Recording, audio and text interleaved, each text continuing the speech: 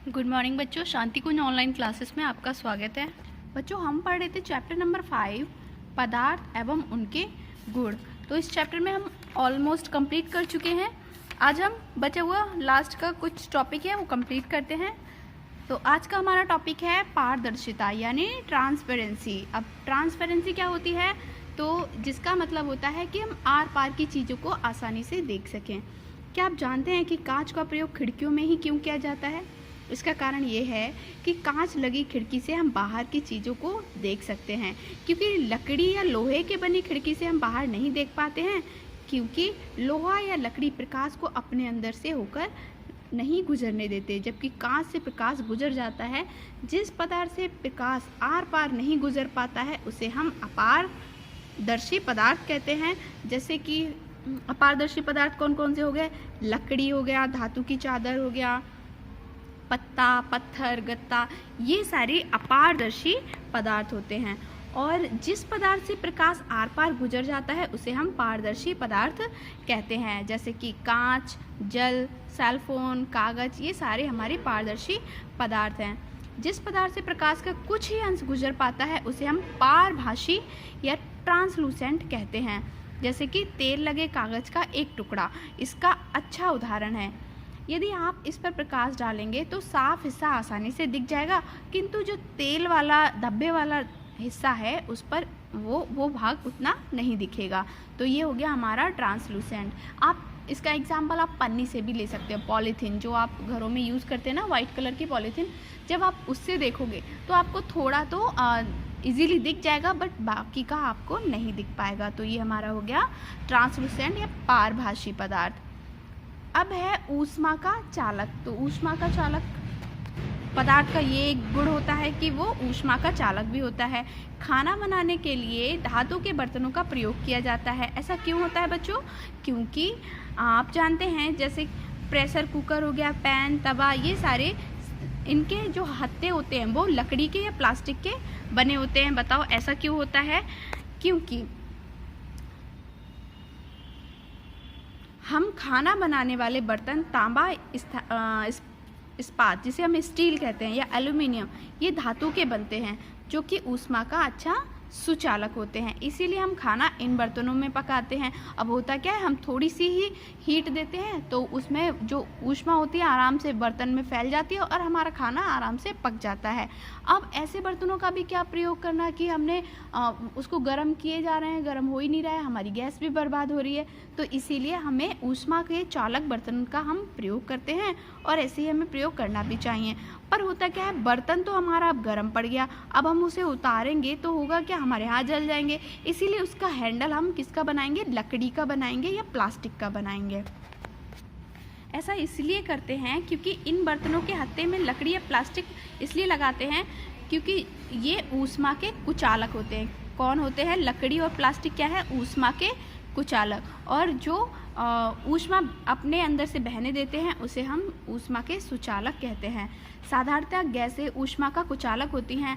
हवा भी, जो कि विभिन्न गैसों का मिश्रण है, ऊष्मा का कुचालक होती है। तो अगर आपसे कोई पूछता है कि हवा क्या है या कोई भी गैसें हैं वो क्या है, वो ऊष्मा की कुचालक होती हैं। जैसे कि यहाँ पे क्रियाकलाप दिया हुआ है, इसमें दिया हुआ है कि ऊष्मा का सुचालक वह पदार्थ होता है जो अपने अंदर से होकर ऊष्मा को प्रवाहित होने देता है। दूसरी तरफ जो पदार्थ अपने से होकर ऊष्मा को प्रवाहित नहीं होने देता उसे हम ऊष्मा का कुचालक या अचालक भी कहते हैं। जितनी भी धातुएं होती हैं, सभी धातुएं, ये सभी ऊष्मा के सुचालक होती हैं। और ऊष्मा के कुचालक जैसे कि प्लास्टिक हो गया, लकड़ी, सूती कपड़े, ये सभी ऊष्मा के कुचालक होते हैं। इसीलिए बच्चों गर्मियों के दिनों में ज़्यादातर लोग सूती के कपड़े पहनना पसंद करते हैं, क्योंकि ये ऊष्मा के कुचालक होते हैं और इससे गर्मी कम लगती है। अब अगला पदार्थ का गुण है विद्युत की चालकता। तो विद्युत की चालकता क्या होती है? हम लोग आज उस युग में जी रहे हैं जहां हमारे जीवन में विद्युत का बहुत महत्वपूर्ण स्थान है। अगर जरा सी देर के लिए भी लाइट चली जाती है तो आपको कैसा लगता है कि गर्मी लगने लगी, फ़ैन नहीं चल रहे हैं, एसी नहीं चल रहे हैं ना। तो ऐसा क्यों लगता है? क्योंकि बिजली हमारे लिए बहुत ज़्यादा इम्पोर्टेंट है। अगर बिजली नहीं होती है तो हमारे बहुत सारे काम रुकने लगते हैं। हम अपने घरों में केबल, तार के द्वारा बिजली को प्राप्त करते हैं। हमारे घरों में जो बिजली आ रही है वो किससे आ रही है? केबल पड़े हुए हैं, है ना। और मीटर में हमारे तार लगे हुए हैं, उसके थ्रू हम बिजली प्राप्त करते हैं। एक विद्युत केबल में धातु के अनेक तार प्लास्टिक के कवर के साथ या बिना कवर के लगे रहते हैं। तो वह पदार्थ जो विद्युत को प्रवाहित होने देता है उसे विद्युत का चालक कहते हैं या फिर उसे सुचालक कहते हैं, जबकि जो पदार्थ विद्युत को प्रवाहित होने से रोकता है उसे विद्युत का कुचालक कहते हैं या फिर उसे अचालक या इंसुलेटर कहा जाता है। जैसे कि धातु विद्युत की चालक है, जबकि लकड़ी, वायु और प्लास्टिक ये कुचालक है। आप ऐसे समझ सकते हो, आपके घरों में जो केबल लगी है, तो जब आप केबल को काटोगी तो अंदर से एक तार निकलता है, तो वो तार क्या है, बिजली का चालक है, जिसे कंडक्टर बोलेंगे, गुड कंडक्टर ऑफ इलेक्ट्रिसिटी। और जो केबल के ऊपर ब्लैक ब्लैक लगा रहता है ना, तो वो क्या होता है, वो इंसुलेटर होता है। ओके बच्चों, तो आई थिंक आपको चैप्टर समझ में आ गया होगा, है ना। अब आपको करना क्या है, फिर से एक बार इसकी स्टडी करनी है। ओके, और हमने देखो लॉन्ग आंसर के 2-3 क्वेश्चन रह गए, ये आज हम कर लेंगे। रिक्त स्थान हमने करा ही दिए थे, अंतर स्पष्ट आपको करना है, और एक प्रश्न में इसका आंसर देना है, ये भी मैंने करा दिया था, एक आपको होमवर्क में दिया था। ओके, तो चलो करते हैं लॉन्ग आंसर फटाफट।